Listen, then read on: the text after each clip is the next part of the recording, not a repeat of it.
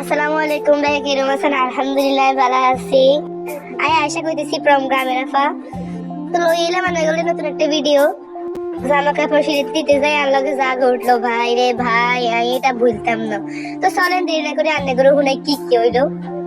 প্রথমেই দুপুর বেলায় বাইরে গেছিলাম, লগে আসছিল আর ফ্রেন্ড গিয়া আর আম্মু ছিল।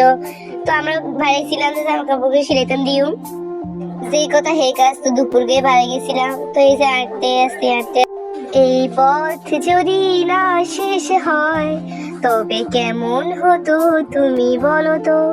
না কল লাগতো না, একটু দুষ্টামি করলাম। তো এই যে হাঁটতেছি, পথ তো কোনো শেষই হয় না। তারপর এই যে দেখাইতেছিলাম আঙ্গিন্দি গাছ এই গিয়া হরি রাস্তা হুড়া ভাঙ্গি গেল। যাই হোক, তো আটতে এসে দেখলাম ফেরেক পরিবার। ভাই এটা কি যে আনন্দদায়ক! যাত্রা গ্রামে থায় হেতরা ছাড়া এটার মজা কেউ বুঝতো না। বড়ি বাইলে যে কি যে ভালো লাগে এটাই। আপনি যদি কোনো টাইমে না পান তাহলে অবশ্যই একবার ট্রাই করে চাইবেন কিরম লাগে। তারপরে এই যে এত সুন্দর সুন্দর ভিউ চাইতে চাইতে চলে গেলাম হেতাগোবার দিকে। তো ভাবলাম আন্নে করে একটু দেখাই। তো এই যে আন্নেরাও সান, এত সুন্দর ভিউ আর লাগে একলা চাইতাম কা, যেহেতু আন্নেরাও আছেন আন্নেরাও সান। তারপরে এই যে কথা কইতে কথা কইতে এগুলো চাইতে চাইতে চলে গেছি হেতাগো বাড়ির দরজায়। দরজায় যাই দেখলাম এটাই তো আসল ঘটনা হয়ে গেল আমার লগে। এত পানি ছিল যে কেমনে যাই মেটে বুঝেছিলাম না। তারপরে যেহেতু জামা সিলাইতে দিতে হইব, তো যাইতে তো হইবেই।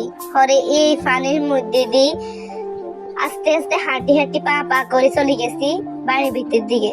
কি যে কইম, এত পানি আর এত ফিসিলা ছিল জায়গাটা যে জামের মতো কোনো ইয়ে ছিল না।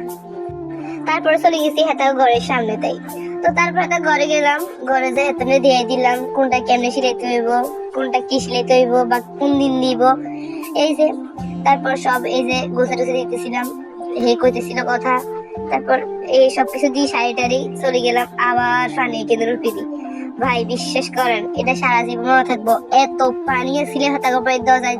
তো আজকাল এই দূরে যদি আর ভিডিও ভালো লাগে তাহলে অবশ্যই একটা সাবস্ক্রাইব করে দিবেন, একটা লাইক দিবেন। আল্লাহ হাফেজ।